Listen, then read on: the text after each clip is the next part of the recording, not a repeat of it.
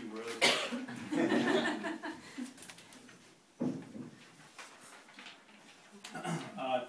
Please Kill Me was written by Legs McNeil and Gillian McCain. Working with Legs on Resident Punk, which is his biography. He's writing the autobiographical excerpts, and I'm hopefully gluing it all together a little bit with what I'm doing. This is an excerpt from a chapter about Norman Mailer and his relationship with Legs.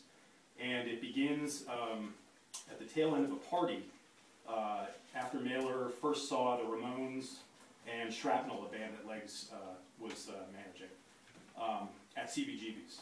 And it was a benefit for Bulletproof Vest for the NYPD.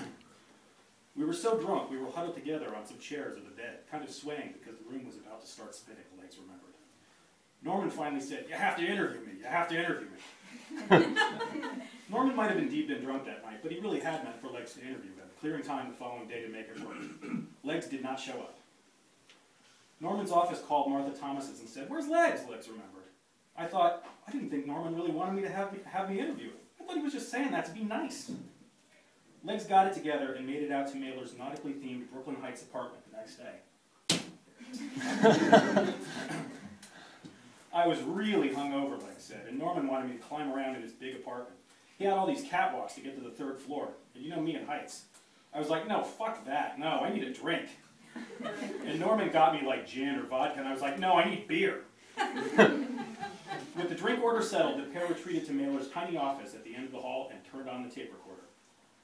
The interview covered a lot of territory, including Mailer's thoughts on the Ramones and Shrapnel, his distaste for television, existential paranoia, and regret. The transcript shows the pair veering wildly and perhaps politically incorrectly into murky waters like gay rights and the battle of the sexes. I was railing against gays, Legs said. I was young and cute, and they were all hitting on me.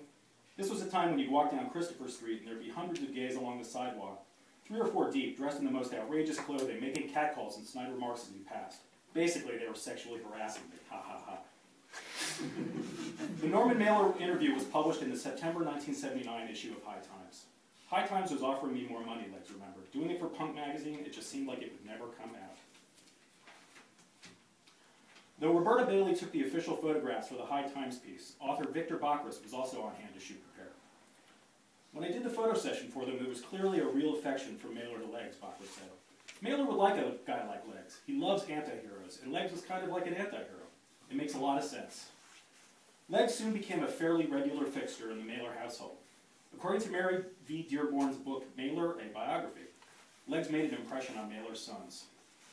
Shrapnel and Legs McNeil were big hits with 14-year-old Michael and 12-year-old Stephen Mailer, wrote Dearborn. When Legs told them to watch Gilligan's Island, a show he very much admired, they did over and over. The two boys began talking like Legs and parroting his enthusiasms. With Legs entrenched in the inner circle, Shrapnel began playing parties at parties thrown by Mailer. One was covered in the random notes section of the April 17, 1980 issue of Rolling Stone. It figures that author Norman Mailer would go for Shrapnel, a New York punk band whose act is derived from endless reruns of the Old Combat series, reads the opening of the Rolling Stone blurb, written by Kurt Loder. Legs had brought him to the party, along with Alice Cooper guitarist Glenn Buxton, Tom Hearn, Arturo Vega, and his friend Laurie King. Shrapnel began life as Heart Attack before meeting Legs at CBGB's. According to guitarist Daniel Ray, it took several months and countless beers before the idea of Legs managing the band was even considered. Devising a collective persona based on military games they used to play in the hinterlands of New Jersey, Heart Attack donned modified army uniforms and morphed into Shrapnel. We thought we needed a shtick, and we're really into Alice Cooper in the stage show, Ray said. We're sort of anti-hippies. Hippies were peace and love, and we were like, screw that, let's blow shit up. So I guess in that way we were political, though it wasn't anything more than comic book politics. Those comic book politics extended to their stage show, which often featured a character called the Gook. You've got to remember, this was a long time ago, and political correctness was not on anyone's mind, said Peter Ropeburns Russell, a Cheshire, Connecticut friend of Legs who played the Gook. It was basically an anti-communist rant, which had a lot of good features to it, but also had a lot of really heavy racist elements. I was very interested in using all the slang terms from Vietnam and World War II, Legs explained, and redefining them. I was very influenced by Arturo Vega's Dayglow swastika paintings that were hung in the Ramones loft. I think we thought we could use all that old propaganda and imagery and give it new meaning. And of course, rightly so, everyone thought we were racist, but we were actually a bunch of white liberals, ha ha ha. I would write appropriate political slogans on my chest, wrote Burns recalled. I remember thanks for the canal, because Jimmy Carter had just signed away the Panama Canal. Punk's reputation for being aggressively user-friendly meant Shrapnel's live shows were frequently a harrowing experience. Sometimes the crowd got a hold of me, and that would get ugly because I couldn't see anything out of the damn goop mask, wrote Burns remembered. If I got too close to the edge of the stage, they'd seize me and pull me into the crowd. Look, a lot of drugs were being taken back then, and a couple times I got beaten up pretty badly. But because of the mask thing, my head was okay. Shrapnel arrived early in Brooklyn Heights for the party, covered by Rolling Stone, giving them their first look at Naylor's place. It was wacky, said Ray. The apartment looked like a big ship with all these rope ladders. We had to climb up in this loft and set up our amp. Ro Burns remembered Mailer working on a giant Lego model of a future city. The complex cityscape had appeared on the cover of a paperback edition of Mailer's 1966 collection of essays, Cannibals and Christians. By 1980, the utopian construction had fallen into disrepair, covered in dust and left to ruin.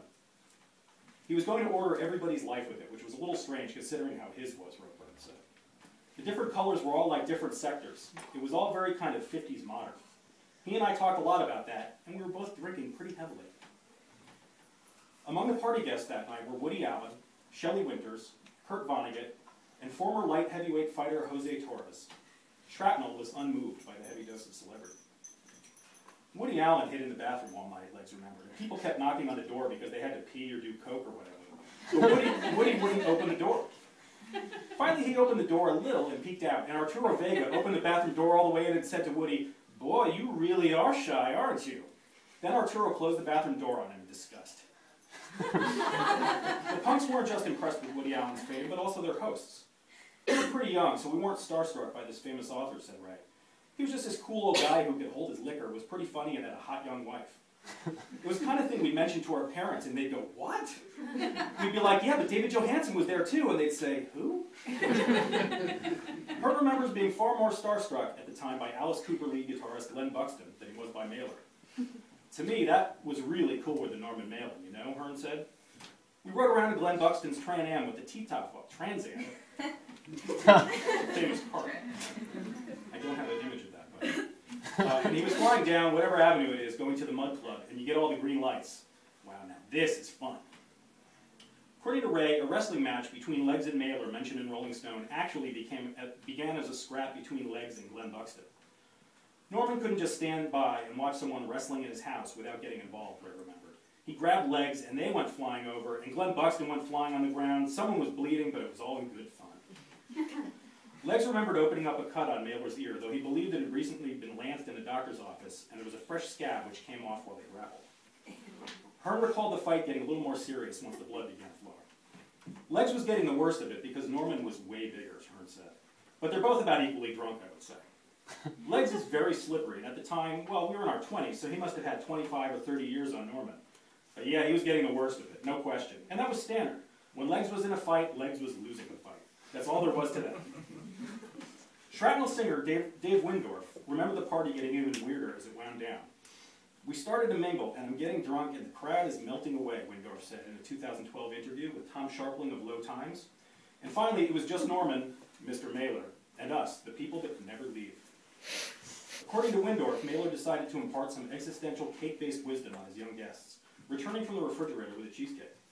"I'm going to teach you how to eat cheesecake," Windorf said. "It's important to eat cheesecake and fuck. You eat cheesecake, you fuck a little." And we were like, "Yeah, who can we fuck? There's no one here." Glenn Buxton might have gotten off relatively easy in the wrestling match earlier, but that was about to change. Buxton is looking around and he sees a picture of Norris Church, Mailer's wife, said Windorf. And he says, "Man, who's that girl? She's fucking hot. I'd like to fuck her." And Norman goes, "It's my wife!" and headbutts him like a goat, like a billy goat, knocks him out. The Rolling Stone report mentioned Mailer giving the guys in Shrapnel the rest of the booze from the party, but Ray said it didn't leave with them. We drank beer at the time, you know, so we didn't know what to do with it all, Ray said. Glenn Buxton took it all home.